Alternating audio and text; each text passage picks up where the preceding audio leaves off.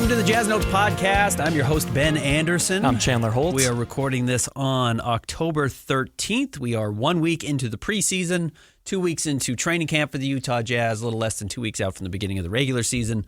But there are two preseason games under the Jazz's belt. We'll obviously talk about those a lot. 2 games coming up. Tonight's home opener, tonight's preseason home opener against the Dallas Mavericks, and Thursday's game against the Portland Trail Blazers, which will be their final preseason game before opening the season at home against the Los Angeles Clippers. As always, we'll talk about news and notes and kind of some thoughts on the young players, and then we will wrap up the show, the second half of the show, with the mailbag, so make sure you stay tuned for that. As always, find us on Twitter, X, Blue Sky, at Ben's Hoops and Seahold Sports. I send out a prompt every Monday. You can respond to that with your Jazz questions if you want to have them addressed in the mailbag, or you can DM me. My DMs are always open, and we did get some DMs today, so always appreciate that from those who send it in. Tonight's game against the Mavericks completes the Texas gauntlet for the Jazz. Started in Houston and then in San Antonio. That first Houston game, 140-127, a loss, and then a second loss to San Antonio, 134-130. That was an overtime game. I'll just get straight to it. The leading scorer in the first game, Ace, 25 points, Bryce, 24, and then flip-flop them for the next game. Bryce had 26, Ace had 20, Walt Clayton also 20 in that game against the Spurs. What have you seen? What are your biggest takeaways from preseason so far? One of the things I wrote about when the preseason schedule got announced was that, wow, the NBA is betting on Ace Bailey because they are giving him Kevin Durant, Victor Wembanyama, and then you're going to get to see Cooper Flagg tonight, and then Portland not so much. But, still, you get 3 of the kind of biggest names right now in the NBA. 3 big storylines, and it did end up actually being Kevin Durant's debut. He didn't play in their first preseason game, so he got to debut. Victor was absurd. He's as long as he's healthy, he's going to be just a handful to stop. And the Jazz are particularly ill-equipped to stop him right now with the design of the team. And then we'll see what Cooper looks like tonight. And he had a good first game. He didn't have like an awesome first. I think it's 2 games now. This is their third as well. So. But, man, Ace has paid it off. Ace has been more than I think anyone could have expected, and I think that's the same thing for the Jazz. Ace is blowing everybody away. Nationally, in Utah, on the coaching staff. And this is kind of interesting because, we can go back to 2 weeks, if you were to go back and listen to our show right after training camp or right after media day. And I kind of got the impression that, oh, man, Will is really trying hard to suppress his excitement about Ace Bailey. Yeah. And Ace is, Will is usually pretty good about that. Will Hardy, the coach of the Jazz, we're usually pretty good about not putting the cart in front of the horse and building up too much excitement for players, even though Walker Kessler was good early. Yeah. And Lowry was good. And they were pretty hyped on Lowry, but Walker was good early and Keontae was good early, and Will was always good about being well, they're not this or be careful because we haven't seen this yet. And he didn't quite do that with Ace in a way that I had grown familiar with. Even Cody last year. And then, a weekend, it was is he going to start? We had covered the East High School thing, or I was going to the scrimmage that day. There's kind of some thought of what's Ace going to play? How's he look the first few days in practice? And it kind of seemed, I don't know, mixed, but that's not how anyone responded. That's kind of what I had heard people say. And, yesterday, he does this post game and he's just it was at practice and I was there just with post game. I was at practice yesterday and Will Hardy was saying, we all have to restrain ourselves because we want to know exactly how much he can do. Yeah. Not we've tempering expectations. It was, we've got to be careful not getting our excitement up because he just keeps showing us more and more and more. And how do we maintain that for ourselves, not for Ace himself? How do we do that for ourselves? So long-winded way of just saying I think Ace has exceeded all expectations. And it's not just the stats, because some guys put up stats that don't really matter a whole lot. It's how he's doing it. And we'll break that down more. Yes. In the first game, 11 for 16 from the floor. Second game, 8 for 13. So he's been efficient both games. It's not like he's out there shot chucking because it's the preseason. He's been getting his looks in the flow of the offense. And we can get more into this, but I went through both of the games and wrote down plays that stuck out to me, and then also just some little things that not necessarily individual plays. A couple that you talked about, and I saw you tweet these out. First was when it wasn't a dribble handoff, but wrap around Nurkic, top of the key. Didn't dribble one time, gets a layup. Right. It's kind of a drop-off pass. It's a bounce pass, but it's not like a lead bounce pass that Ace catches at the free throw line. I mean, he's truly above the break. He's top of the key, 3-point line, coming off a curl. Yusuf Nurkic just drops a bounce pass to him, and he picks it up 2 steps. He's at the rim. Yeah. It's really impressive. Yeah. And then also, I believe this was in, the first game against the Rockets. I think it was in the fourth quarter. Catches it in the corner, sort of rips right, and then, like, again, 1-2, hop step, double clutch layup, and just drops it in. I feel like things like that I didn't see from him a lot at Rutgers. It was a lot of, because we even talked about, go a couple months back when we were doing our like player profiles before the draft. We were talking about, he kind of struggles at the rim. He has incredible shot making, but a lot of times he'll shy away from contact or make layups tougher than they had to be. He just went right to it, sort of ducked under the defense and put it in.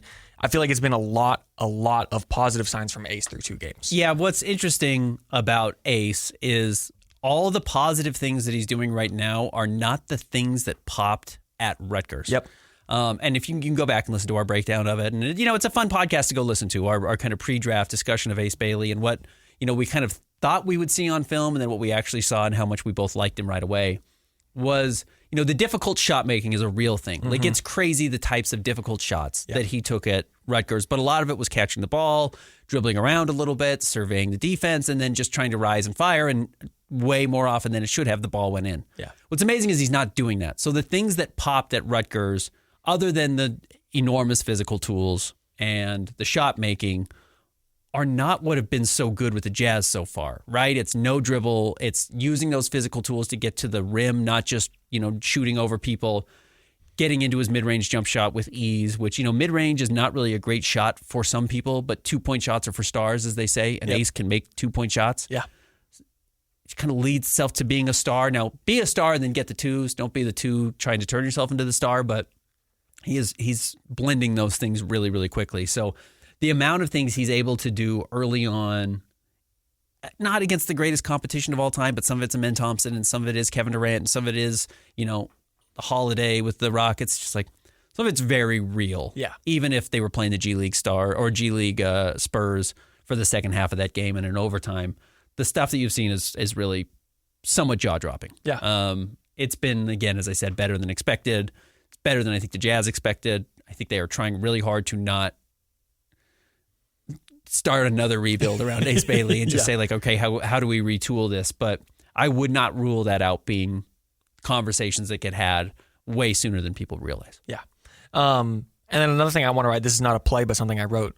I feel like there was great, specifically defensive positioning, but also activity from both of the rookies, Ace and Walt. I feel like a lot of times they were switching well. They were in the right places off the ball a lot of times. I think in the first game against Houston, let me double check before I say this incorrectly. Yeah, Ace had 2 steals. I just feel like you had talked about what you wanted to see from Ace this year is don't let the controller turn off. Uh-huh. And I feel like there was none of that. Like, he was I'm sure there were times where he was a step off or something, but for the most part, he was excellent in defensive rotations. Yeah, I think he's been just fine. I think he's using his size very well and his athleticism very well. He's only had 1 block, but he's had 2 steals in each game. It's just like, at that size, with that athleticism, you should be able to be a little bit of a nuisance. And I think he can be a little bit of a nuisance.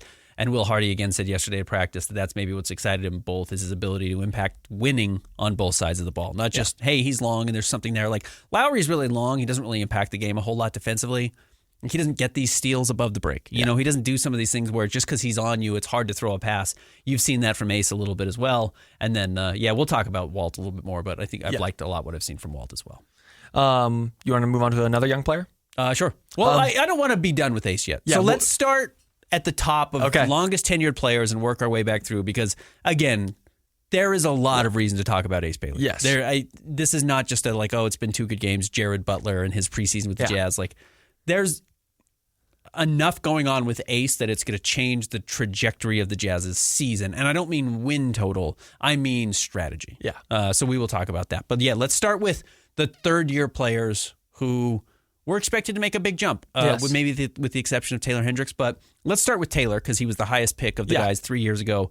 And I think it's fair to say that Taylor has exceeded expectations in his return. Absolutely. Like, again, going back to last week, you said you wanted to see him throw his body around. That was an understatement for what we see in the first 2 games. It's almost nothing but making 3-pointers and throwing his body around in the paint for offensive rebounds. He's gotten some putbacks. The very first game, the first bucket was an Ace pull-up midi, and then after that, back-to-back Taylor Hendricks threes. I feel like that's about as good of a start to a Jazz preseason game as you could ask for.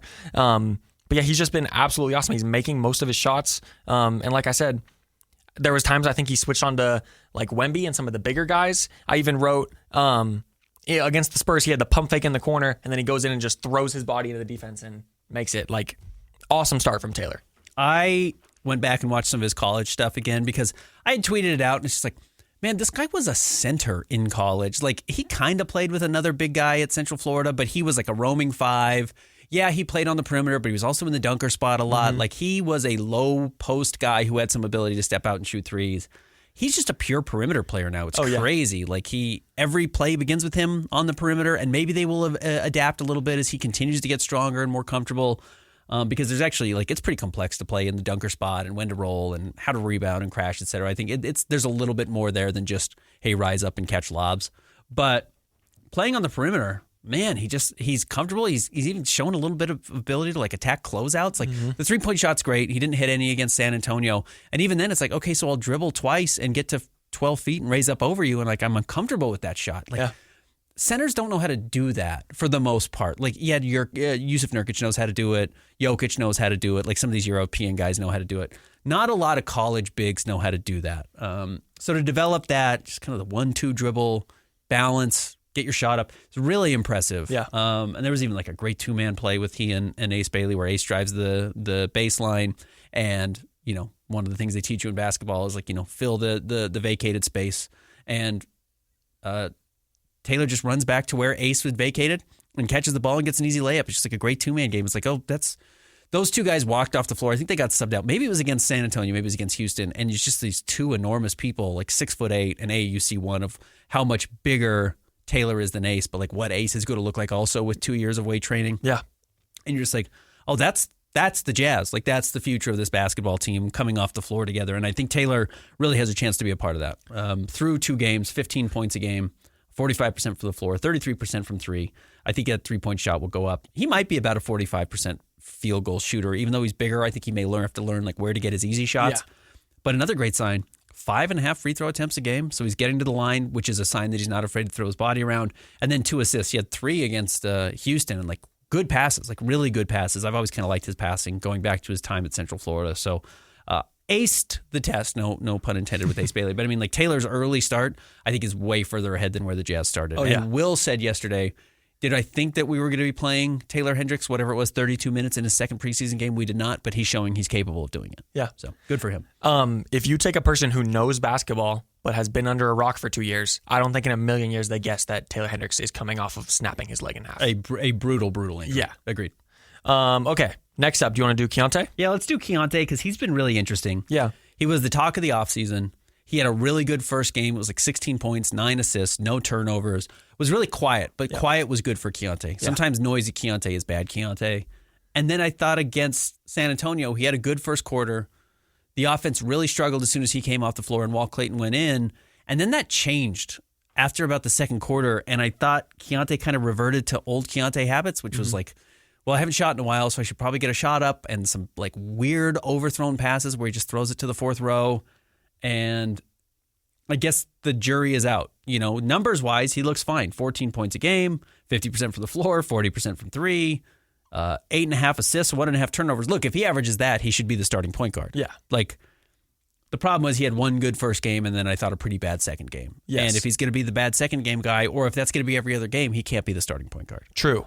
I will say, even since the rough ending to year one for him and the weird part of year two, I have always been high on Keontae, and I think he has the tools and I think he has the ability to sort of step up and be the first game guy, if we want to use that phrase. And I think the maturity that we have sort of highlighted in Media Day and in the summer will shine through, and I think he can be the first game guy this year. I will say that I wrote for game one that it was the calmest that I've ever seen Keontae. Mm-hmm. Not that he's been particularly rushed before, but I think he was particularly calm in that game one. Like, actually running the offense. Like you said in game two, it was like, oh, I haven't shot in a while, I should shoot. There was none of that in game one, which I thought was awesome. And he still showed some of the good things. Like, he hits the big clutch three against San Antonio. Like, he has a little bit of that. He has some ability and willingness to pull up in a very difficult shot where it seemed like everyone was looking for them to go to Ace, because Ace had been the Jazz's best scorer, or Bryce was, but I don't think Bryce was on the court, if I remember. Maybe he was, but But Keontae, like, they kind of split, and one defender goes over to Ace, and one defender, I don't know if it's, probably is Bryce, because Taylor wasn't on the floor. Yeah. And Keontae says, okay, you gave me some space, I can hit the shot, and he dribbled into it, and he hit it. Like, that's a big-time shot, actually. Yep. That's a shot that matters. But before that, yeah, he finished the game 4 of 11 from 3, which is 36% from the floor, or from the floor, 4 of 11 from the floor, 36%. He was 2 of 5 from 3. He did have 9 rebounds and 8 assists, but it was the 3 turnovers again. He's just got to figure out who he is. He's just really got to dial in, like, what can I never do, and what do I know I can do every single night. He's got to erase some of the noise in year 3 now. Like, he's played the most minutes of all these young guys. He's got to start to figure it out. Before that pull-up 3 to tie late in regulation, it was a fast break with him and Walt, and he sort of gives him like a right-handed slap bounce pass, and Walt throws it down. I think last year Keontae is shooting that. I think agree. Like it's like a pull-up midi, or he forces a floater or something like that. But he finds Walt, and Walt throws it down, and then I think it tied the game at 122 or something like that. And maybe even more so isn't throwing it to another guard. Yeah, exactly. You know what I mean? Like not only is Keontae not passing it to anybody on the fast break, he's specifically not passing it to the other guard who's sharing the backcourt or fighting for his spot. Yeah. So I think you're right. There's been some signs of maturity still. We'll see what he looks like tonight against the Dallas Mavericks. All right, let's go to Bryce Sensabaugh, who has been spectacular. Yeah. I hate to just say that all these guys are playing perfectly well. Taylor has really exceeded expectations. It's 2 games. 2 games don't necessarily matter, but Bryce Sensabaugh is leading the NBA in scoring right now through 2 games at 25 points a night. He's a truly he's an offensive dynamo. His offensive game is pretty awesome. I don't know if he's touched the rim one time this preseason. Well, he did throw down a facial against Houston. It's like, Bryce is throwing down poster dunks in the half court now. Like, he looks thinner. Yeah. But yeah, he's been awesome. But yeah, the only time he's touched the rim is with his actual hand on a dunk. Because the ball, when it goes in, it is so pure. Yeah. And also, I think I tweeted this out. It was early in the Rockets game. He goes for a mid-range spin jumper. I think he goes left, spins back right, and he misses it. And I tweeted, I was like, 2 years ago or even last year, I hate that shot for Bryce. Now I want to see it more, which is true. Like, he is such a good 3-point shooter. I think he's gotten sort of like we talked about with Ace, where it's like people know how good Bryce is, so take a dribble or 2 in and then hit the 2, and then like you're like probably still going to make it. Like, he is so good offensively that I think he has elevated past the point to where it's strictly threes. Like you said, he threw down the dunk. I think it was in the Spurs game. He sort of he didn't shoot well against the Spurs from the 3-point line, and he still went to the free throw line, I think 12 times. 12 times, yeah. That's crazy. And in that game, he had like sort of a power layup, like he's Oscar Tshiebwe, and then like puts it in over Luke Cornett. Like, he's absolutely awesome. You've seen everything offensively you've wanted to see from Bryce so far. 25 points a game. He's only taking 14 field goal attempts because he's getting to the free throw line so much. He's shooting 54% from the floor, 44% from 3, 6 free throws a night, which means he did not shoot any against Houston, but he did shoot 12 against San Antonio. But that's a good sign. Again, when the three's not falling, you got to have a counter. Yep. Some 3-point shooters, when they don't have anything else, they can't be played. Bryce showed that doesn't have to be the case necessarily. Shooting 100% from the free throw line. He's made all of his free throws. His other stats are not spectacular. 1.5 rebounds, 1 assist. He is an offensive juggernaut and may not offer a whole lot elsewhere. But he is playing better team defense. Like, he's not, again, the controller's not being unplugged. He's big enough and he moves his feet well enough that I think he can at least not be, a total sieve. And one of the things that Kyle Korver does not get enough credit for, other than he was a bizarrely good passer, was that he was a good team defender. Now, he didn't have great physical tools, even though he was 6'6", but he was usually in the right spot. And if you're just in the right spot every time, you eliminate some passing lanes, or you can close out, which makes a shot a little bit harder. And you're talking about, 4 percentage points on a shot a night, but that can make a difference if your whole thing is I'm going to go out there and I'm just going to kind of win on the fringes, and he can do that. I think Bryce can do that. So I don't expect him to average 25 points a game. The real question for the Jazz, though, is like, how much do you give Bryce until it's too much? Because he can clearly carry an offense. Yeah. He did it in the Summer League. He did it at Ohio State. He's done it now in the first 2 games of the preseason. At some point, you have to know, like, what's the sweet spot? Because at too much, it's probably too much. But he's not showing you what those percentages are, so it's going to have to almost be a feel thing of, like, when are we better off being more dynamic than just saying, like, hey, Bryce, you actually just touching the ball here is probably our best solution. And what's interesting is, like, Lowry can play that way, not dribbling, but like Lowry shooting is a good option every single time because he's such a dynamite shooter. And now Ace is starting to look like that a little bit as well. It's like, hey, every Ace touch is a positive touch. Yeah. And Bryce is too. It's like, okay, well, now you have 3 guys who like are really good, and we haven't factored in that Taylor's played well. And we haven't factored in that Kyle Filipowski's going to make his debut tonight. Like, all of a sudden you start to see all the pieces make some sense. Yes. Like the puzzle is fitting together a little bit, and there's reason to believe that the Jazz shouldn't have the worst offense in the NBA this year. In fact, could have a pretty exciting offense, even if it's not great. And, the credit really does belong a lot to Jusuf Nurkic, who's so bad defensively, but man, he's awesome offensively. Yeah. Like, one of my favorite things, side note, is like, how many Jusuf Nurkic games have I watched in my life? Like 40? In all honesty, I've seen him play the Jazz forever. He's been in the league for a decade. I've watched Portland in the playoffs, the random times he's played. You don't like dig in on players that hard if you're not covering that team. You just kind of like see he does some good things, he does some terrible things. It is fun to watch veterans. Like, you start to figure out their games really and all the nuances and intricacies. Jusuf Nurkic is so fun to watch offensively. Yeah. Like, honestly, might be the most fun player to watch. Like, don't get me wrong, Ace is incredibly fun to watch right now. But like, Jusuf knows all the tricks. He knows angles perfectly. He can make every pass. He knows how to score. Like, he's really, really a fun player to watch. He may become a fan favorite. Yeah. Even though you don't expect him to be here terribly long unless he decides he wants to stay in the NBA and likes his fit here and the Jazz feel they can use him. But offensively, he's really a kind of a pleasure to watch. Oh, yeah, absolutely. Something I will say, last year, 10.9 points a game for Bryce. Like you said, it depends how long of a leash the Jazz end up giving him.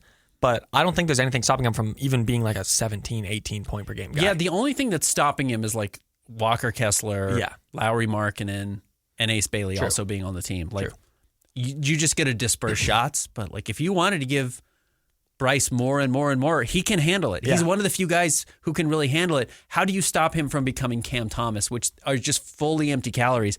Because the problem with Cam Thomas, and I'll pull it up, I bet you he's only like a 34% three-point shooter.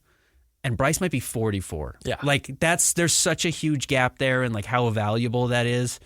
Cam Thomas, if you don't know, first round pick from plays for the Brooklyn Nets, went to LSU, and like his whole thing was like, I can score like nobody's business. Yeah. And he can. He averaged 24 points a game last year, but yeah, he shot 35% from the 3-point line, which is like not bad, but he had to take the qualifying offer this summer because even the Nets are like, we don't trust you enough to be a good player.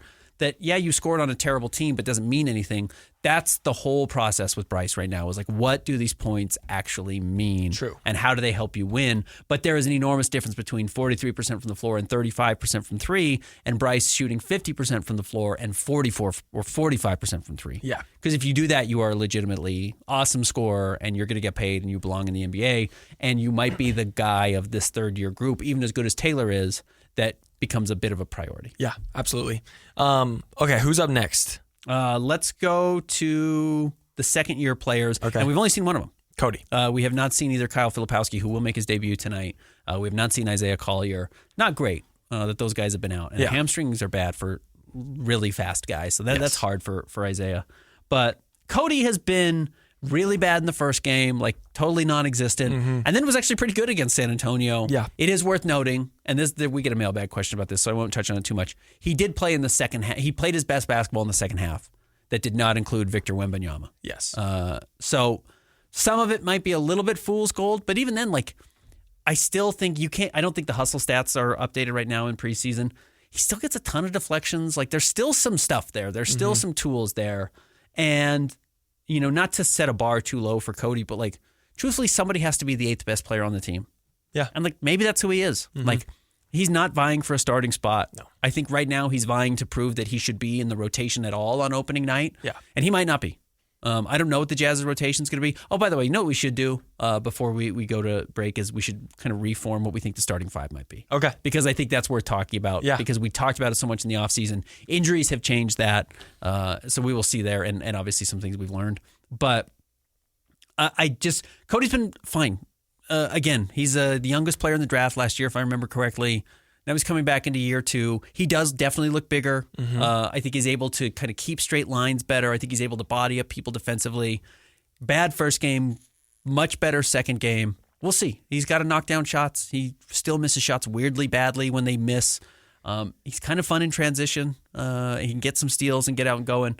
He might just have to be the do a little bit of everything guy, but not really have a specialty. And then you have to wonder, like, is it more valuable to just have a specialist in those spots? And that's something the Jazz are going to have to figure out. But it's still, again, super early in the Cody process, and I'm not riding or dying with any one game from him. I will say the biggest thing, like you said, tale of two games, similar to Keontae, but I feel like the biggest thing for him is he looks better. Even if it isn't... He does look a lot better. Even though it isn't necessarily like the production isn't looking better quite yet, the fact that he looks better is good because he was like he almost stuck out like a sore thumb last year, when there was 10 absolutely. players on the court. You know what I mean? Yep. So, yeah, I feel like you said, he had 12 points in the second game against San Antonio, 4 rebounds, 2 assists, a steal. Had a couple of just cutting layups. One of them from Yusuf Nurkic gave him the lowest bounce pass I've ever seen, and it just put it in. Yep. So yeah, I feel like that is about it for Cody. No, Cody's bar this year was honestly 8 points, 2 rebounds, 2 assists in 16 minutes 8 points in 60 minutes is actually kind of a lot. Yeah. 18 minutes off the bench. Yeah. Can you do 7.5 points, 2 rebounds, 2 assists, and shoot 45%, 35%? It's a relatively low bar, but that would be a real growth from last year, which was a very rough rookie season, which again, I kind of blame the Jazz for. I don't blame Cody for. The Jazz put him out there to lose games, and he did it. Yeah. And you were rewarded with Ace Bailey, and it was worth it. Yeah. But that stinks for Cody. It was worth it for the Jazz. Yeah. So it's kind of the balance there. All right, we'll go to the rookies. I want to end with Ace, so let's start with Walt. Okay. Because Walt had a very bad first game. Yes. He was tentative. I asked Will about it yesterday. Will just said he kind of did the thing that a lot of young players want to do, especially point guards want to do, which is I want to do everything perfectly. I want to make the perfect pass. I want to get everybody involved. I want to run the show. It's that's not who you are. It's not who you were at Florida. You got to be yourself. Yeah. That's what got you to the NBA. Don't change your stripes now. And then I thought he had a really bad first quarter against San Antonio again. I was like, oh, man, Walt is a little further back than I thought. And then he was by far the Jazz's best point guard the rest of the game. The offense was way better when he was on the floor. And my prediction all summer that he was going to be the Jazz's starting point guard by midseason, I was ready to write it in stone. It's that's going to be the case. He's going to be the Jazz's starting point guard midway through the year unless Keontae ups his game significantly. Here's the thing, and I wrote this. Offenses don't have to be dynamic to be effective. They just have to be effective. It doesn't have to be complex. It doesn't have to be fancy. But you know what's really good play? Coming off of a screen and hitting a three. Yeah. If the opposing defense is going to, stick to either Walker or Yusuf Nurkic on every screen, and they can't get around him, especially Nurkic, and Walt Clayton could just pull up and hit a three, that's a good shot every single time because I think he's a 40% three-point shooter, and he has been his whole career. It's a really elite shot. And then if you close out, he's crafty enough to get to the paint, and he's not going to get all the way to the rim right now, but he'll pull up for a little floater, and he showed that, and he made it. Yep. Or he'll pass on the floater and hit the guy in the corner when you have to help off of him. It's pretty basic stuff. It's not that difficult. But if it works, it works. I don't really care if it's all that difficult. I don't know, go back and watch the way Tony Parker played. And Tony Parker's a much different player than Walt Clayton. But, it's just hard to stop because he was so quick. He came off of a screen, and he ate up space. And if you didn't stop him, he got a layup. And if he ate up space, he kicked it out, and they shot corner threes. It wasn't super hard to do, but it was really, really effective. And I think that might be Walt's strength. Yeah. Is consistency making shots. And if you take it away, he gets in the paint and either scores or he kicks it out. Against the Spurs, 20 points, 5 rebounds, 5 assists, shot 6 for 12 from the floor, 2 for 7 from 3. I would expect his 3-point shooting does there's no problem with it. And he started off the game with a pull-up 3, sort of wrapping around a screen 28 feet. He's never been a 2 of 7 3-point shooter in his life. Yeah. So I'm not concerned that he's not going to be able to make threes in the NBA. Yeah. That will just come. Exactly. So, yeah, I think that you're absolutely right. I think that the thing with, it's so funny because he's a rookie, and this is the last thing you would ever say about a rookie, but I feel like going into a game more or less within 5%, however you want to say it, you know what you're going to get from Walt. And I feel like we said with Keontae, which Keontae are we going to get? Yep. So that might end up being what matters most, is that Walt at some point is just going to be more consistent and maybe doesn't even have the upside of a Keontae. But if you do it every night, the same thing, it's that's an much easier player to play. And I do think Walt still has some upside. And that's obviously he's 22 years old. Yeah, that's specifically what you need from your point guard too, is consistency. You know what I mean? Mm-hmm. So remains to be seen. We'll give our starting lineup in a few minutes, but let's talk more I also about, think he's the Jazz's best defender at point guard. Yeah, which is not saying a whole lot. Yeah. Isaiah was not particularly good last year. Keontae is particularly not good. And still tries, but just gets pushed under the rim sometimes. Yeah. Walt, at the very least, is really active hands. He knows how to jump some passing lanes. He had a good steal against San Antonio. I think he has some of that awareness that even Keontae George does not have at this point. And look, if you want to play defense, everyone's got to play. True. And if Walt's playing and hitting shots and is able to dish the ball fine, I think everything's going to look a lot better. All right, let's talk more about Ace Bailey. Okay. It's just really hard to say too much about him. Yeah. And you can look at how everyone else in the draft has played. Like Trey Johnson made his debut yesterday and was pretty rocky, and Conn-Knipples had some ups and some downs, and even Cooper didn't look, like a world beater. He had a good stretch, and he had 10 points at one point in his first game and kind of one stint, looked really good. It's just amazing all the different things we've seen from Ace already. Like 3-level scoring, way better passing than was shown at Rutgers, and the flaws that he had at Rutgers, again, the over-dribbling, slowing the ball down, the controller unplugging, they're just not there anymore. Yeah. And the attitude is phenomenal. He's just enjoyable to be around. Everyone seems to like him. The players seem to be defaulting to him. Like, when we need a shot, we're going to give him the ball, and he's going to hit a 15-footer. Like, that's a very difficult thing for a rookie to feel. And he seems to be handling it just fine. He's getting to specific shots that he wants to, that you can tell he's comfortable with. It's just like, yeah, the question is, like, how much more can you give him? And the Jazz are going to be, I think, aggressive in finding that out. Yeah. I know they're going to talk about slow playing him. Lowry's going to come back tonight. Flip's going to come back tonight. You're not going to see Ace Bailey shoot fewer than 13 shots a game probably for his entire career in Utah. Yeah. And he probably never should. But the efficiency's crazy. Hitting the mid-range shots is crazy. Guys know it's coming now, and he just rises up and puts it over them. It's just like, it's really, really high-level stuff from a rookie that's 19 years old and just barely turned 19, right? Like, he's a young 19 still. He's older than Cooper was, but he's a young 19-year-old still.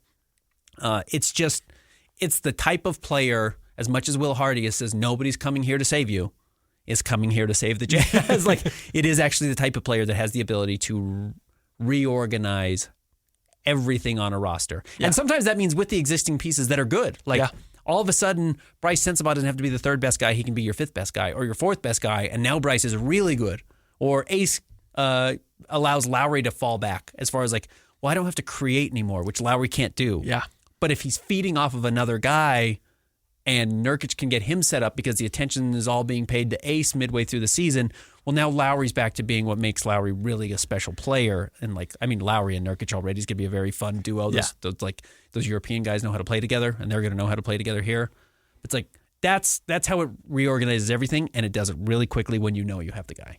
Something that I thought was interesting is I feel like I haven't seen nearly as many like contested shot attempts from Ace, and I don't know if that's a product of like more responsibility in the Rutgers offense, or maybe he has just like elevated his own game a lot to be like, okay, that's a bad shot. Let me try to be more within the offense. But like even some of these mid-range jumpers, like he had the early pull up in game one, the first make for the Jazz, and then against the Spurs, he had it was a spin jumper, but it was also like a hop jumper. I think it was in the third quarter, and he just like the defender was there, but it was just not even a contest. Like he just got up so high and he created enough space that it was just wide open. And he knocked it down. Ace is the kind of guy to where like not only can he get his baskets within the offense, but also you can look to him when you need just a bucket at the end of a game. Mm-hmm. It's been very impressive so far. I know he missed the potential game winner against the Spurs at the end of regulation. Then he hit a very tough shot in overtime.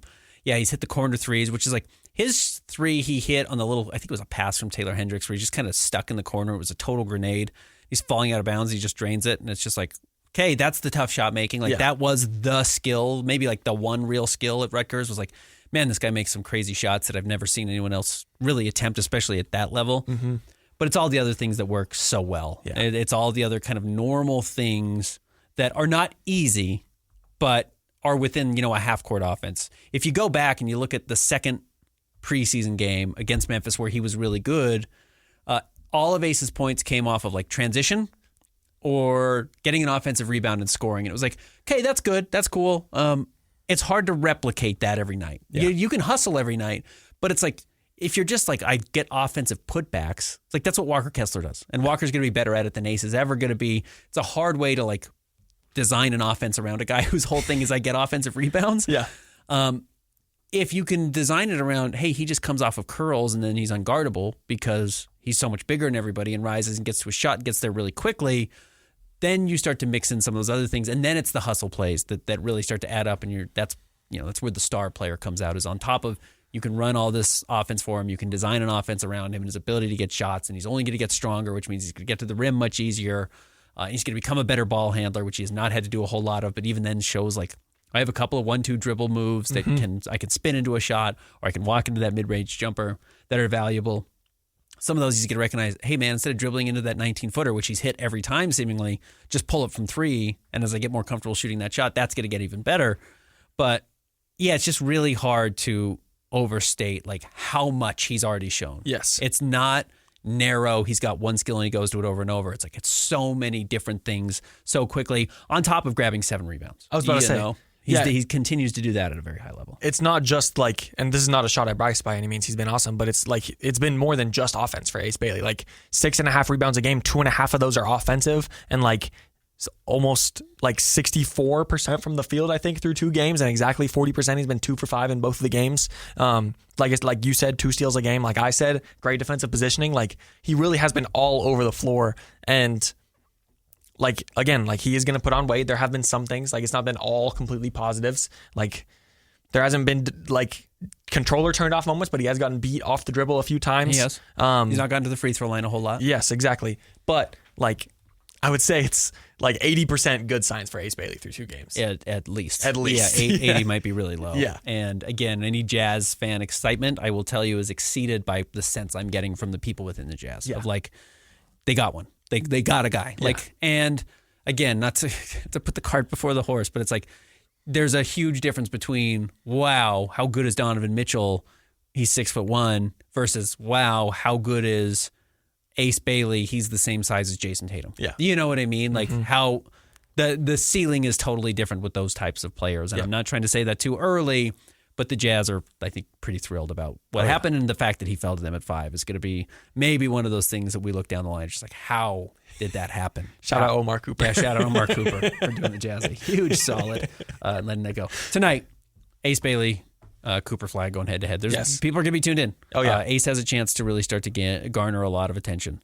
People are going to be paying attention to Ace Bailey. The word is out. Yes. And I can see it. I can see it in my Twitter followers.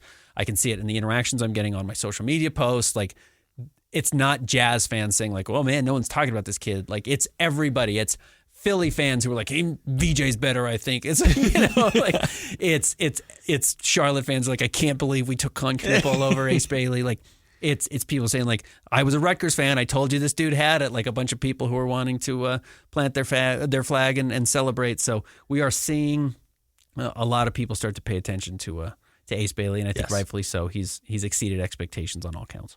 All right. Do you want to do our starting lineup and then? Yeah, let's change our starting lineup really quickly. And I am going to say change it because my prediction had been Keontae, Ace Bailey, which I am going to plant my flag there and be like, I've been calling him at the 2 the whole time, and he looks good enough to play the 2. Yeah.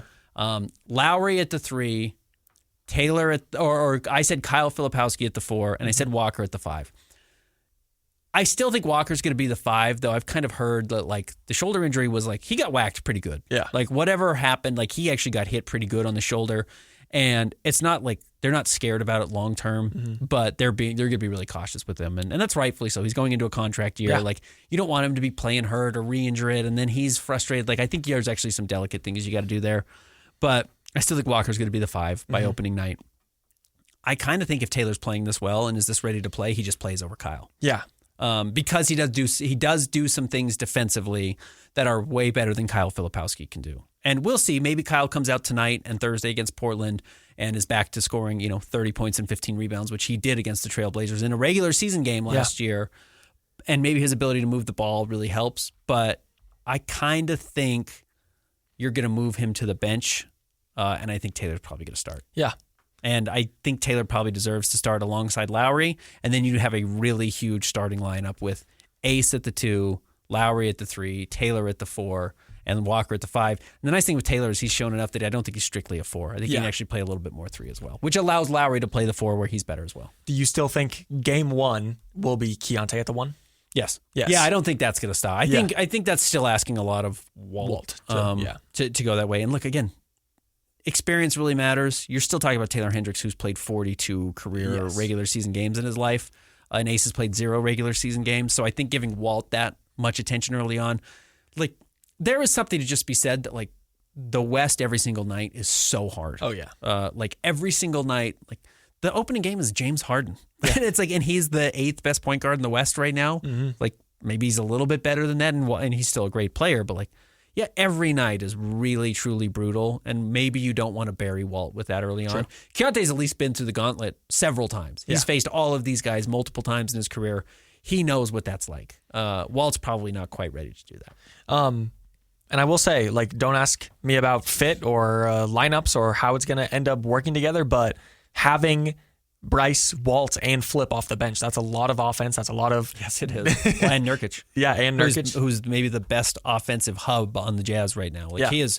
I don't think we can overstate like how good he has been offensively, getting everybody everything they want, which is every cutter he finds them, every screen, you're stuck to him, so everyone's getting wide open. Like, watch tonight. If you're a Jazz fan watching tonight, watch everybody who gets the ball gravitate towards Yusuf because he makes life easier. Because he's so big, you just kind of it's like being in a fight and you have one friend who's with you who's like way bigger than everybody else in the fight. It's like, get behind him. Well, that's what the defense is. The defense is a fight against the offense, and he's just bigger than everybody. So everyone goes behind him to create space one way or another. Yeah, like we talked about with the ace play where he just dumped it off to him. Like, I feel like I don't even know how many possessions, dozens, where it's just Yusuf at the top of the key or top of the three, and they're just like wrapping around him or cutting off of him over. Yeah, exactly. And he's good enough to do it. Yeah. He's so bad defensively. Yeah. So as much as the hype is, and again, we'll get to the mailbag, as much hype as there is, and we're talking about like how much better the young players are playing, like the Jazz defense is so bad, they're going to be one of the 5 worst teams in the NBA again this year, guaranteed, because they can't get stops. And Walker will help. He can't do it all by himself. And you've got some young pieces in Taylor and I think Walt and of course Ace that are going to become better defensively. But like this is going to be a terrible defensive team again. Yeah. And you're talking about this second unit. Like, what do we think the second unit looks like? Nurkic at the 5. I think Flip now probably at the 4. Yep. I think Bryce is the 2. I mean, George Niang's going to play when he's healthy. Yeah. So he's the 3 or the 4. And then, Walt, it's like, that's a horrible defensive team. And you're not doing platoons substitution. So, like, it's not going to be all those guys on the floor. So you'll make sure you have, either Taylor or Walker on the floor probably at all times to have a little bit of a rim protector. But even Taylor was just giving up back cuts over and over and over to Amen Thompson. Like, this is going to be a really bad defensive team. And the Jazz are going to win some games like 143 to 138, which is fun. Those games are fun. But the Jazz are not going to win 35 games all of a sudden because they can score a lot because the defense is going to give up that many. Yeah. And that's going back to last week. I said Cody Williams' ticket to making the lineup is defense. And that's exactly it. Like if his defense is good enough to outshine how good George Niang can shoot, then you play. You're the 8th man, like you just said. So I feel like that is his ticket, but there's not a lot of defense on the bench. And then even in the offense, like Keontae isn't a good defender. Lowry is like an average defender probably. And then Taylor remains to be seen. Like, well, they're just young. They're not good defensive players. Exactly. But Walker's a really good shot blocker. He's not like Rudy Gobert, defensive player of the year. I'm going to shut down an entire offense by myself. I wouldn't rule that out for Walker. True. And I actually think Walker's been, we get a mailbag question about it. We'll address it then. So let's just get to that. That's a good place to put a pin in it. Yeah. Is that all right? But I think I am willing to change my starting lineup. I think Taylor is going to start, and I think he deserves to start. Okay. All right. When we come back, we will get to your mailbag questions. Stick around. More Jazz Notes coming up next.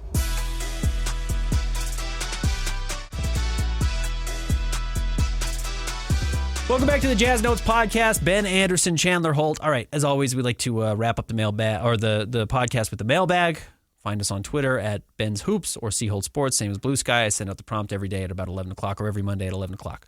All right, we'll start with Blue Sky quickly. Sammy Paradise says, do you know why Cody Williams had the highest plus-minus in the San Antonio game? Is there something he's doing on the floor that I missed? He was playing on against a team that did not have Victor Wembanyama. And I don't just mean in the second half. He subbed in and Victor kind of went out. Yeah. And the Jazz were terrible when Victor was on the floor because he's awesome. I mean, Victor, it's just crazy how good he is at what he does, which is a little bit of everything.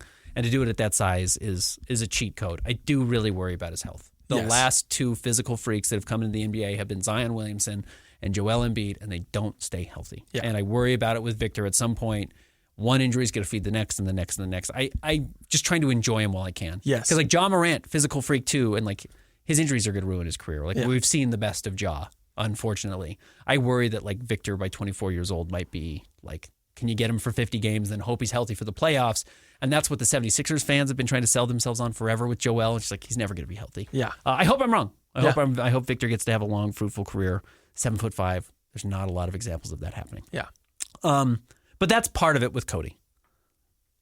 also, like, he did get to play with Walt Clayton. Walt was really good. You know, like, Walt ran the offense better than Keontae did with that group once it kind of got clicking and once it got going. I thought they made a little bit more sense. So the biggest part of it was, who he was playing against and why one game plus minus is so noisy and really kind of a little bit illegible or a bad indicator of anything. But I also didn't think Cody was like terrible. Like he's very solid. He's very fine. He's not, and part of being quiet is like he's not going to lose the game for you either because he's not going to have the ball for 12 possessions having to make decisions. He's just kind of whatever happens in the game that he's on the floor is going to reflect how he played. Yeah, and that's not great. But again, he's young. I would give him time to get there. I will say it is kind of striking looking at the plus minus. You have 3 players who were positive in the San Antonio game. Taylor Hendricks at +1, Walt at +9, and then Cody at +23. Yeah. But I do think it was just a product of the lineups he was in. Yeah. But not that Cody was bad. Cody was good. I don't have any problem with Cody Williams. I'm certainly not living and dying by any one game of his. Yes. Got to give him all of this year, and I'd probably give him next year too. Jazz don't have to pick up his player option for his third year. I'll be curious how they approach it. I think he's not super cheap because he was a top 10 pick, but I still think at this point in the Jazz, I would rather have him than not have him and see what it does. And if you have to trade a young player that someone says, hey, maybe he's a second stop away from doing better, there's still value there. Yeah. All right. Nice Joe Green on Twitter says a couple of way too early questions. Who is the worst player you can comp Ace to that would still really excite Jazz fans?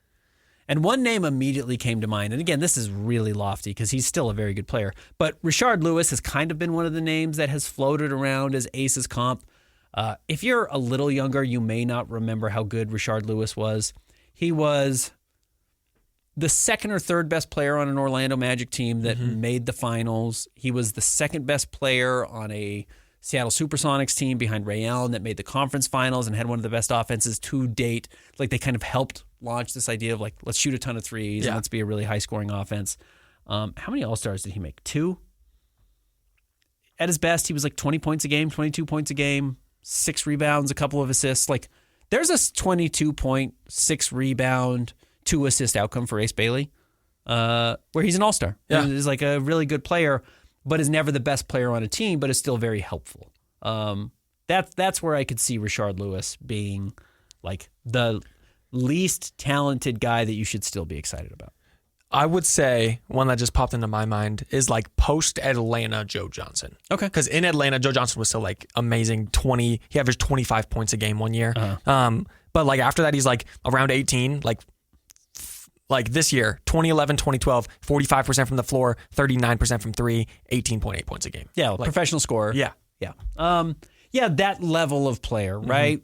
Joe Johnson may have made an All-NBA third team at some point in his career, but was never like one of the 5 or 6 best players in the league. May have not even really been a top 15, 20 player in the NBA, but was in that next group. The other name I'd throw out here was like Lauri Markkanen. Yeah. Right? Like that's a decent comp for Ace, which is they play differently, but let's say Ace never becomes a great playmaker, doesn't get to the free throw line a ton, has some big dunks, but it's not like a thing you can count on, doesn't create a lot off the dribble, but he is such a good shooter and is so big that you're just like a really effective player, which, by the way, is a little bit of what Rashard Lewis was as well. Yeah. Those types of comps, which is like all-star, maybe 2 all-star games, can break 20 points a game scoring a couple times in their career. The difference is, man, Ace just scores so easily. Oh, yeah. It's just, and you know, love to get lost in all the nuances of the game, and I love breaking down the nitty-gritty of the game, but like the top 5 players in the NBA are the top 5 scorers. Yeah. Like, yeah, it's amazing all the different things that Nikola Jokic can do, and they are. He can also give you 50. Yeah. And he's just an offensive hub and a juggernaut. And yeah, the passing's awesome. And still the reason his passing is awesome is because you have to decide, are you going to let him score 35 points or are you going to try and take that away by throwing bodies at him and then the assists just rack up? And he's a great passer on top of it. That's it's dumbing down his game. But, why did the Thunder win a championship last year? Well, Shai Gilgeous-Alexander can score 30 points a game on great efficiency. Yeah. It's pretty simple, actually. LeBron, great passer, awesome defensive player, but he was an unstoppable force offensively. Giannis can't shoot, but he gets downhill and gets to the basket every single time he wants, like Shaq. Yeah. It's like, okay, well, that type of efficiency, scoring 30 points a game, is a real difference maker. The ease with which scoring comes to Ace Bailey is pretty jaw-dropping. Yeah. So that would probably be my answer there. In a way that it doesn't for Lowry and it doesn't for Rashard Lewis. Like, even in just 2 games, I know that's really early, like, the variety in ways in which he can score is pretty shocking. Second question from Nice Joe Green. Who do you think the front office is most excited to add to this young core next season? Darren Peterson, AJ DeBonsa, or Cam Boozer? He says, my hope is Darren Peterson, but they all look great right now. Again, I'm not watching these guys. I've watched a little bit of like U19 stuff to like check in on AJ DeBonsa just because he's got to be a storyline that I've got to be aware of. I will watch BYU games this year. I'll watch Kansas games this year. I'll watch Duke games this year. I'll really get into them after the season. Man, you get any one of them, you're just probably thrilled. And honestly, that's how the Jazz are feeling. Yes. Oh, if you get a top 3 pick next year with what you have right now, like that's where maybe even next summer you start spending money. Yeah. Like, okay, you got AJ or Darren or Cam, and you have Ace, and let's say Ace continues this run that he's on right now, we'll just start paying players right now. Like start investing in the roster to build up and go from there. And you don't need to worry about more draft picks or more lottery picks at that point. I will say just like, again, I haven't watched much of these, same as you. Like AJ, by far the most I've seen of any of them. Just the idea of them and knowing what the Jazz need, I would say Darren Peterson, just because I feel like you have so many forwards who that have promise. And don't get me wrong, Walt, Isaiah, Key have promise as well, but I feel like most of the question marks are there. So if you bring in a player who's worthy of the number 1 pick as a guard, then I think that, you know what I mean? Can kind of play both backcourt positions and is shooting the ball better, as is AJ. I mean, here's the thing, draft size too. It's like, don't overthink it. If the bigger guy is there, like, there's a real chance, we'll see. Again, we're early, but like there's a real chance that people are like, I can't believe Dylan Harper went over Ace Bailey and they were on the same team. It's like, well, Dylan Harper's little. He's still got great size, 6'5", 6'6". I thought he looked really good in the San Antonio game. But like Ace is 6'8". There's a difference there. I will tell you, everyone is sleeping on Cam Boozer, and Cam Boozer is going to be the best player out of this group next year. Yeah. And Cam probably averages 20 and 10 at Duke next year, and Duke is competing for a national championship. And while I think BYU is going to be good and Kansas is good, I'm probably not ready to put them in that conversation. Yeah. And I think Duke is going to compete for a title with Cam as not the best player at Duke, but the best player in college basketball. Yeah. And there is a difference there. So I won't be surprised if Cam, just don't sleep on Cam Boozer. Yes. Like he's been the best player every game he's ever been in probably his entire life. That includes playing against AJ DeBonsa. That includes playing against Darren Peterson at points they've met. Cam Boozer's the best player on the floor every single time he's stepped up. Like don't expect that to stop yet. Yeah. For a lot of guys, it doesn't. All right. Well, I got one DM question, and it does kind of not feed into this, but it does talk about big men a little bit, going off our size, and it comes from Eddie Brochinski on DMs. He says, is there any legitimacy to a Reeves for Kessler trade discussion, or is that just an online rumor? To me, even without draft compensation as rumored, the trade would be a no-brainer. Reeves would immediately be a top 2 player on this roster and add scoring and creating. Kessler plays the most replaceable position in the league, and from a value perspective, I would rather pay a Reeves type next offseason over a Kessler type. Then he goes on to list like where you can draft centers to replace Walker Kessler and why there's value there. Yeah. So I don't disagree that center is the easiest position to replace. Yeah. I do believe the rumors about Reeves for Walker trade talks because they're not trading Luka and they're not trading LeBron and they don't have anyone else to trade. Yeah. So it has to be Reeves. Yeah. And Rui Hachimura. So I think that probably just sensically, just doing the math and looking at the rosters, has to be where the conversation starts. And then how much are the Jazz willing to ask and trying to take them for and get more draft picks? I'm sure the Jazz would absolutely love that. And Austin Reeves is a way better player right now than Walker Kessler. Like, Austin Reeves is really good. He's a borderline all-star last year. And Walker is not.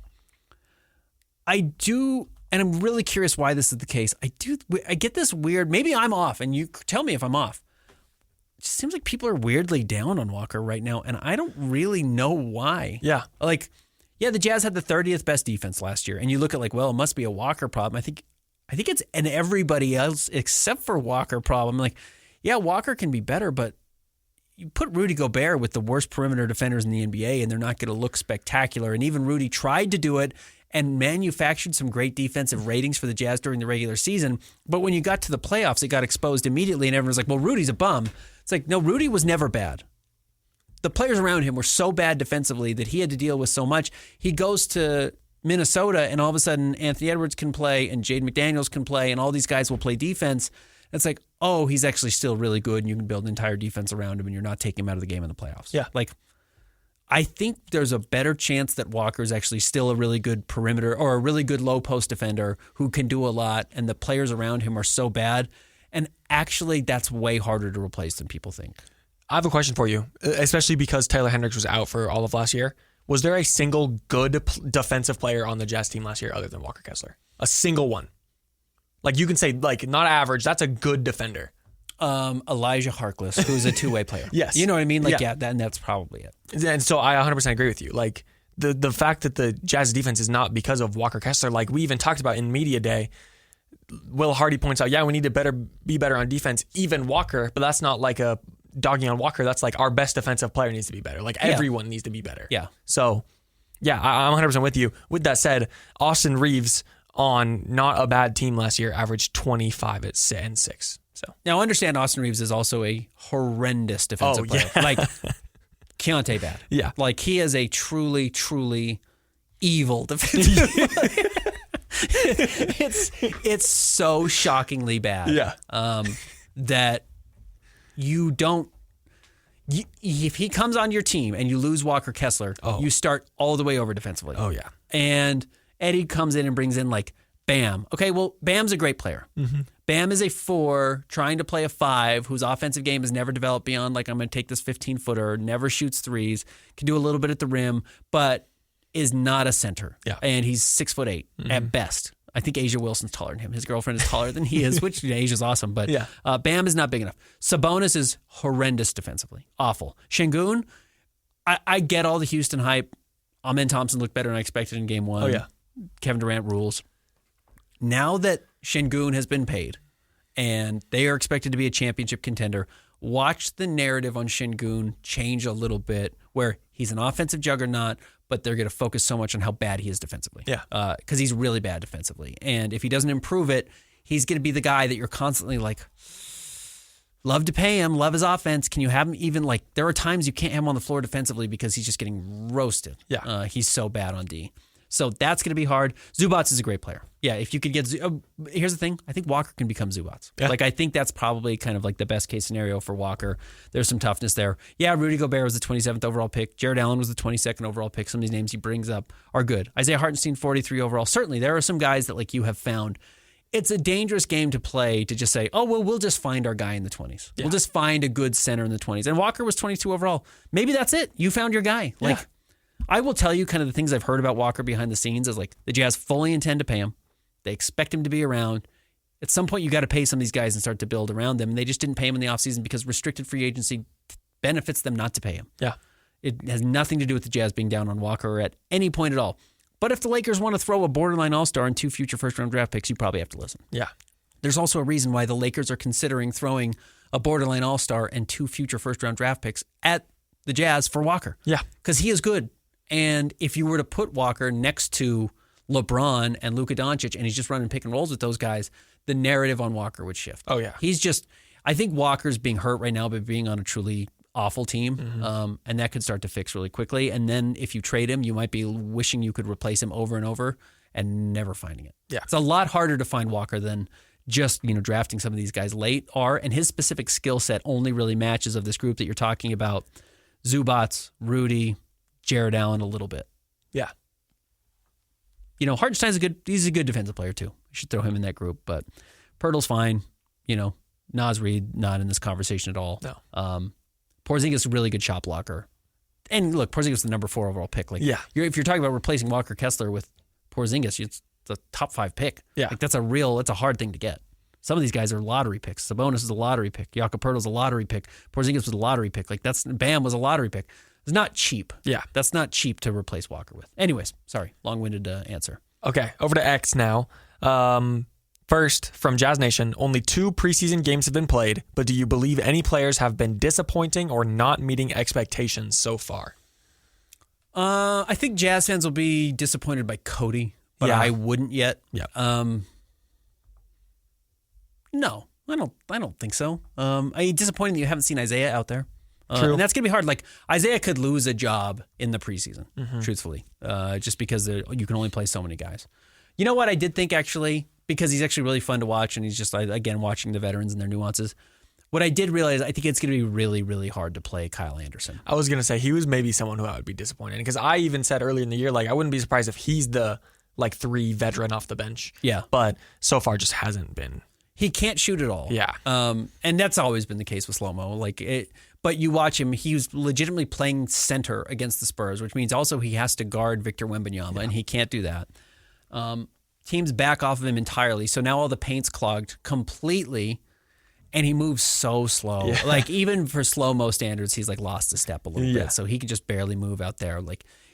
Kevin Love has been better than I think, certainly than Kyle Anderson. So he will find a way to play. I think the Jazz want him to play. He probably still has something to offer, and they will try and probably keep him fresh a little bit so that I think they can trade him down the line. But yeah, I think my big takeaway is I don't know if Kyle Anderson can play on this team. If the Jazz are going to have to play quick to kind of erase all the other mistakes they make, I don't know how much you're going to be able to play him, especially once George Niang gets back into the fold. Next up from Quinn. Trying not to overreact too much to preseason, but it feels like we're truly watching a potential young superstar in Ace. What are your realistic expectations for him this season? Potential Rookie of the Year, stat line, highest scoring game, etc. Sure, Rookie of the Year is on the table. And I've said this, I feel like Ace is going to have a much longer leash than Cooper Flagwell. He's just going to have so much more opportunity. Yeah, exactly. And the hard part for Cooper, and I'm not the only one saying this, but truthfully, probably what the Mavericks should have done this offseason is just traded Anthony Davis and started over. Because who's their horrible general manager who was getting booted every game? Oh. Regardless, Nico Harrison. So he trades Luka for AD and spouts off about we want our window is open. This is about the short term. I want to win a championship now. And then Kyrie goes down with a knee injury, which closes the window, and you get an absolute gift with the number 1 overall pick in Cooper Flagg, who opens a different window entirely. Doesn't reopen your window. He doesn't. Yeah. Rookies, no matter how good they are, do not really help you win at a high level. So you've got a different window that opened, which is a chance for Nico to keep his job. And he had traded every single draft pick they had to build around Luka, and then he traded Luka and didn't get all the draft picks back from the Lakers. It was truly nonsensical. Yeah. But you don't have Kyrie until at best midseason, and I won't be surprised if he doesn't come back at all this year. Yeah. AD is AD, and he's fine, but probably still has value to another team. Man, if I was somewhere in the Eastern Conference and I thought, man, I have a chance here. What if I can throw everything at Anthony Davis? The Heat should try and go get him. The Bucks should have done everything on the planet to get Anthony Davis. He would have been awesome next to Giannis. You wouldn't have been able to score on that team. Orlando would have been very cool with him, whatever it was. And they didn't do it. So they've got this weird half window open, half window closed, which is they should just retool around Cooper, trade AD, get all the picks and start to invest that way. Have a down season this year. They control their own draft pick this season, so they could have done it this year, and they didn't. So he's not going to have a leash to be able to go out there and, shoot 18 shots a game, other than he just may have to because the roster is good and has some funny depth on it with Klay Thompson and PJ Washington, some of these players who are pretty good. I don't think they're competing in the West because the West is so brutal. So that stinks for them a little bit. So yes, to the point, the long-winded way of saying the leash for Ace is he's going to get 18 shots a game probably most nights, which allows you to score. And people aren't watching the Jazz that closely. So if Ace scores the most points among his rookie class, which he clearly has the ability to do, he can certainly win Rookie of the Year. And I talked a lot about this Northwestern game. It's amazing he did it in game 1 as well. I think he was 3 of what was? Do you have his stat line from game 1 against the Rockets pulled up? Yeah, I do. What was his final shooting? It's 11 for 16 from the floor. So I think he was 3 of 7 at one point, and then made 9 of 10 to close the game. It's the Northwestern game I talked about where he missed his first 2 shots and then hit 11 straight or 13 straight, and each shot seemed more difficult than the last. He has a chance to do that. So there's a game this year where he might go 17 of 23. He really has that type of ability to get absurdly hot. And if you score, 17 baskets regardless is 34 points, right? And if there's threes or free throws mixed in there, I could see a 38-point game from Ace, something like that. 38 was the number I had as well because I don't know about 40 quite yet. 40's hard. Yeah, but he could. He absolutely could. I do think for Rookie of the Year, I do think he will be top 2, top 3. If not win it. Yeah, if he can stay healthy, absolutely. And remember, again, I think Keontae had 2 30-point games as a rookie.